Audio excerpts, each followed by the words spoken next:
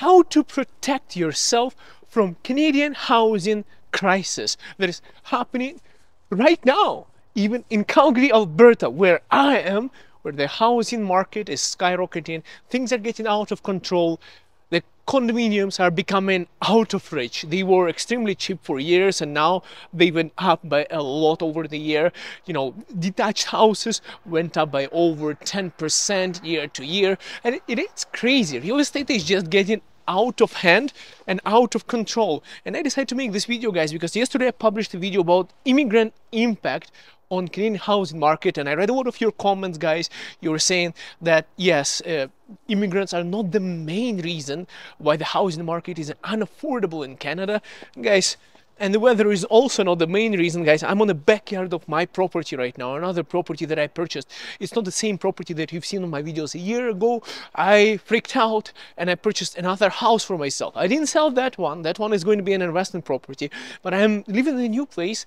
And the reason I purchased this year is because of this crazy housing market. Just think about it this way, guys. Let me tell you the biggest problem with this housing market. Okay, let's say housing market doesn't stop. Let's say housing market, keeps on going up, okay? Let's say the same house that is this year, let's say $600,000, $700,000 or $600,000. Let's take a round number. Let's say $500,000. Even though you're not going to find anything anymore in that price range, which is decent in Calgary, which 2 years ago you would still get a really good house, but now it's very difficult to find anything in anything decent in that price range. So let's say $500,000, right? If you didn't buy a property within that price range this year, and if the housing market went up by 10% to next year, that means $550,000 would be the price of that house next year. So it basically means is that if you're working a regular Canadian job where you are working paycheck to paycheck, you need to be able as a Canadian to save up at least like $50,000 to catch up to the housing market. Quite literally, if the prices next year are 10% higher, it's like 50,000 more. So if you were able to save up $25,000 over the last year, which is a good amount of money for a normal Canadian family to save up, it's a lot of money. A lot of people cannot save up that much over the year. But if you were able, congratulations, you're still in a $25,000 deficit. So the housing market goes up faster than Canadians can save up. So that's why I purchased another property. That's why I freaked out. And in fact, I was biting my elbows. That's an expression in Eastern European languages, especially in Ukraine, trying to bite your elbows because you can't really, like normal person cannot bite an elbow because you cannot reach it, right? So that's their expression comes from in Eastern Europe. So yeah, I was trying to bite my elbows for not buying a house last year. There was a nice house in Mackenzie Lake, listed for $525,000, got sold for $520,000, $5 under asking price. I went there with my wife. I didn't buy it last year. This year it got sold over $650,000 in multiple offers. I still have to go and check MLS how much they got for it, but they didn't do any renovations besides registering the basement suite that was already there. It was developed without permits. They got a permit registered with the city. Same renovation, same property, the same way I remember it when I went into that property, and they made over $100,000 on selling that property. And I was biting my elbows because I chickened out and I didn't buy it. And this year, the same money that I have in my bank account, same savings, they're worth way less. And next year, maybe I won't be able to buy anything at all. So that was my freak out. That's why I purchased real estate, because of this housing market crisis going on in Canada, guys. I even came out at night with no lights here anywhere to shoot this video for you. You know what? Let me switch on the light in the house. Guys, I just purchased this house. I haven't even, done anything yet. Okay. Besides putting the password here for myself. But honestly, let me turn on the light outside. Maybe it's going to be a little bit brighter so you can see my face more clear. Yeah, the light does nothing. Anyways, I have to change the light bulb. I haven't had a chance to renovate this house that I purchased for myself. Honestly, I freaked out. I had to buy it because look at it this way.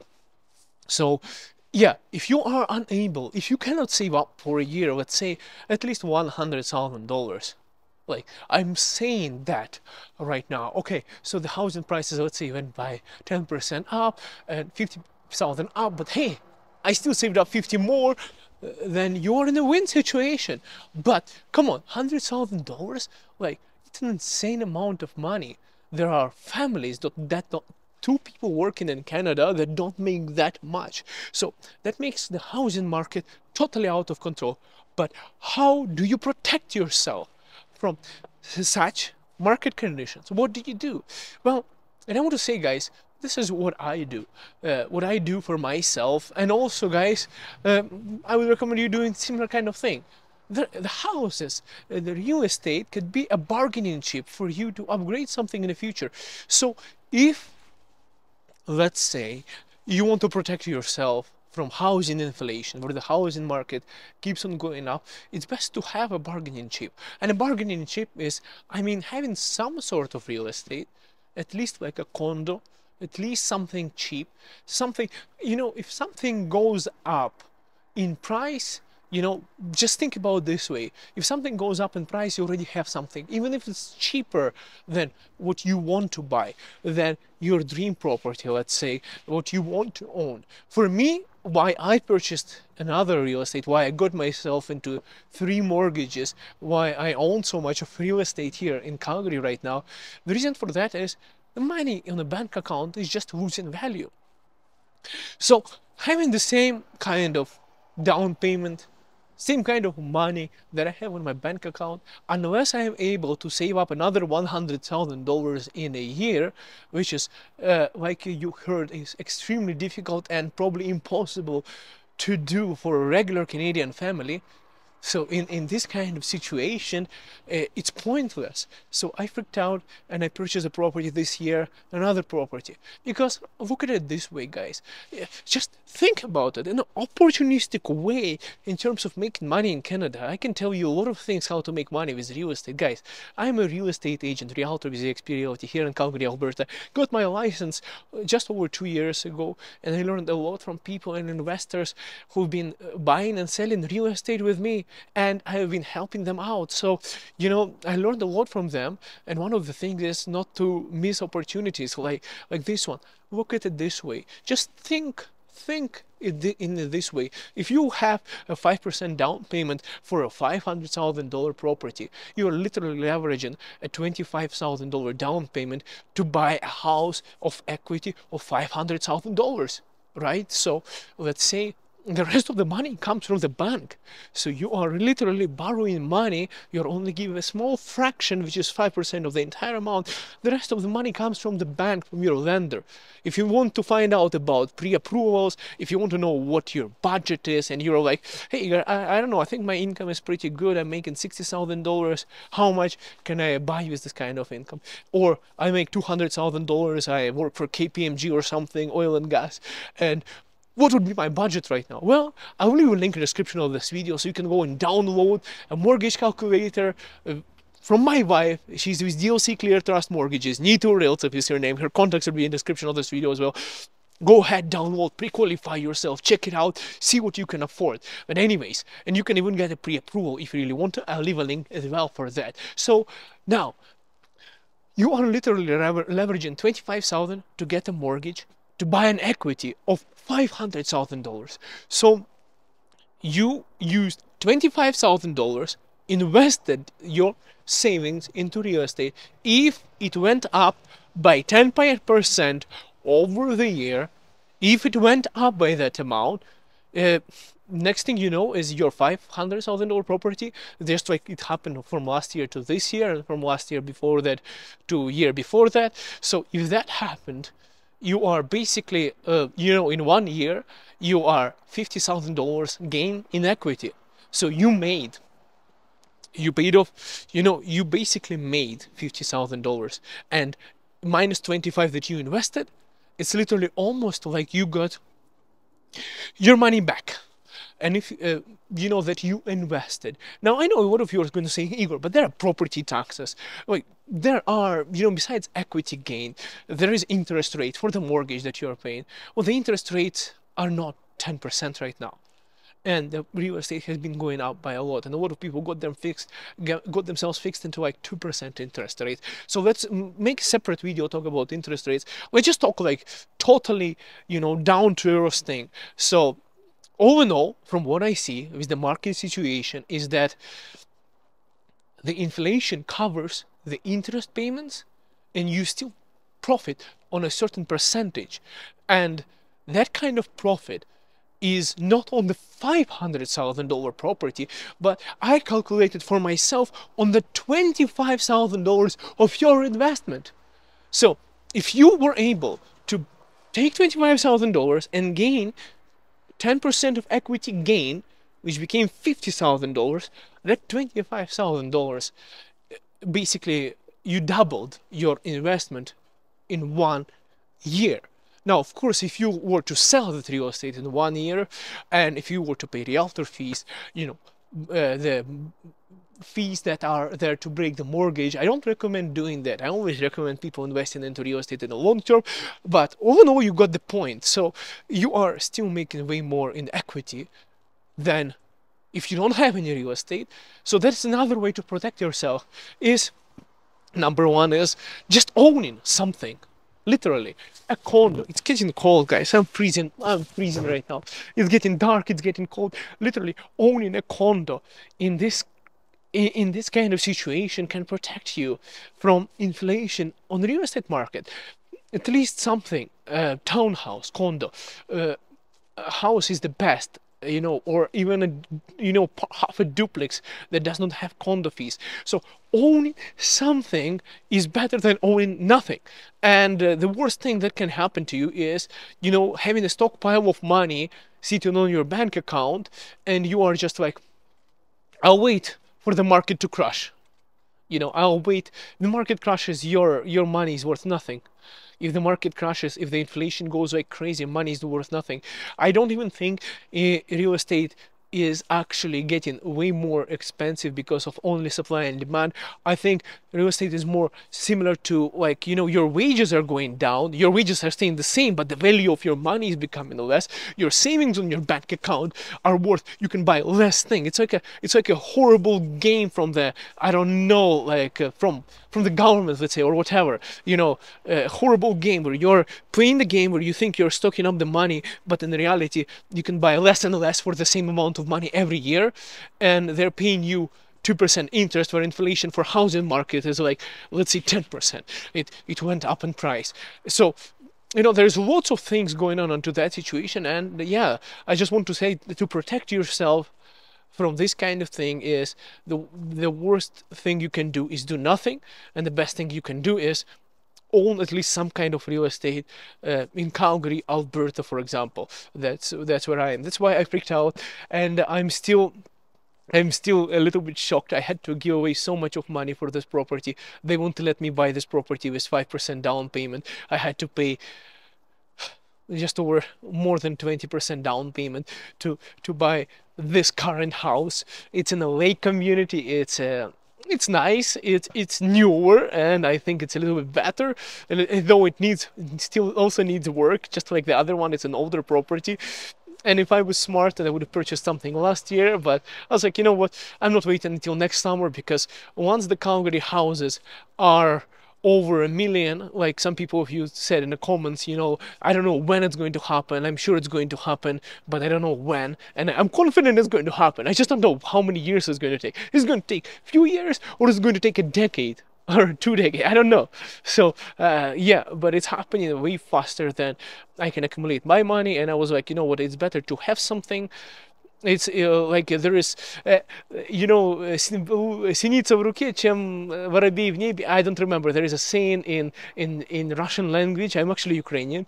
That it's better that you have something in hand than something that's flying in the sky that you missed out on. So that's why, yeah, I went and I purchased, and I decided to protect my assets, and I purchased some real estate. Other ways, guys, to protect your asset is to invest into, like, stocks, for example, which is, I had some I had some bad experience with stocks just recently. You know, the stock market is going on.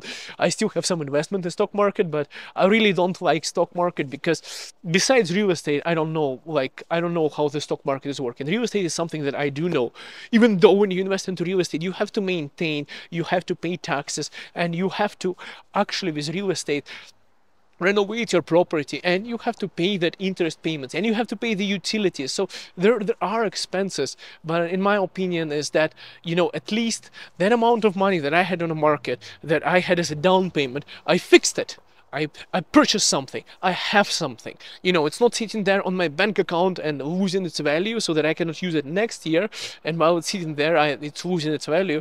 It's like I kind of fixed the same amount of my bank account, and it might actually appreciate at a better rate over the years than it would be with any other kind of my investments. So I kind of fixed it and said, okay, inflation, hold up. I have some real estate here, and that's going to be, you know, I know that next year, if the things go up, I don't have to be able to afford something because I already have something. So that's kind of my logic, how to protect yourself from real estate inflation and housing crisis. You know, honestly, guys, renting from somebody, I'll tell you what is not a protection from housing market, is renting from somebody. You can rent my basement. I'm just going to legalize it soon. I'm in the process of legalization. You can rent my Airbnb, my other investment property, temporary, while we are searching for actual investment to own something. But honestly, guys, all of these tenants and things they're just helping me pay off my mortgages, and there is no win for people who are renting. I mean, they are losing in that way. You know, they are losing because they're missing out. Is because those people who have been renting for the past 2 years, who could have purchased something, and now they cannot because of the interest rates being higher, because of the real estate being out of control, and they're forced to rent. They lost a lot of time, and I don't want to be, you know, I don't recommend anyone being at that stage, and it's pretty difficult, guys. I can make a separate video on how we actually purchased our real estate, how I came to Canada as international student with no savings, and me and my wife, how we were able to save up, and how we were able to buy our first property, then our second property, now our third property. I can tell you all of those things. We've been in Canada only for 10 years, and it is possible. There are ways to do that. It's all about money management and financial management and things like that. You don't have to be making a lot of money to be able to do that, but you cannot be spending everything and expect to have, you know, like, if you don't, you know what I mean. Immigrants who are watching this channel would understand that, especially like me, who are coming from poor countries and poor families as well, like myself too, by the way. I'm not from a rich family or anything. Yeah, anyways, guys, I wanted to share with you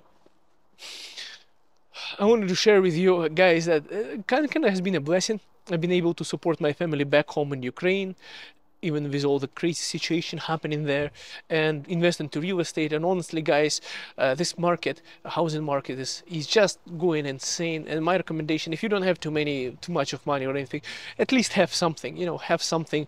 You know, don't bet on paying somebody else's mortgage, like helping me paying off my mortgage by renting from me is a great idea. I mean, of course, go ahead and rent, because I need to pay my mortgage and I cannot do it without the tenant.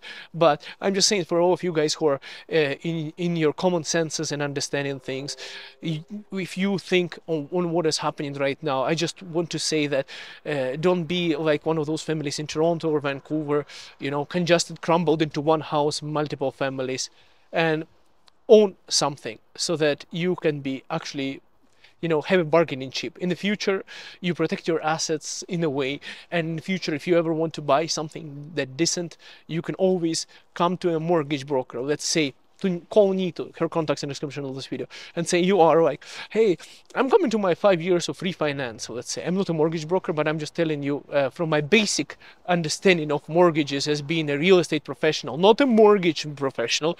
That's why you have to call a mortgage broker for that. But they're coming to a refinance of 5 years, and you're like, hey, but I need something bigger, I want something nicer and everything. Next thing you know, you have a bargaining chip. You have something that stayed within the market trends, and if it went up in price, your place is also more expensive. So you sell it, and you use that equity, and that what you already have, in addition to your whatever you saved up, and you buy something. But if you don't have that, you don't have that bargaining chip. So that's why even Barbara, what's her name is from Shark Tank? I forgot her name fully. Anyways, the investor who was a realtor initially, she's saying that you can use real estate as bargaining chips, and that's the way to protect yourself from housing crisis. So, yeah, that's my story.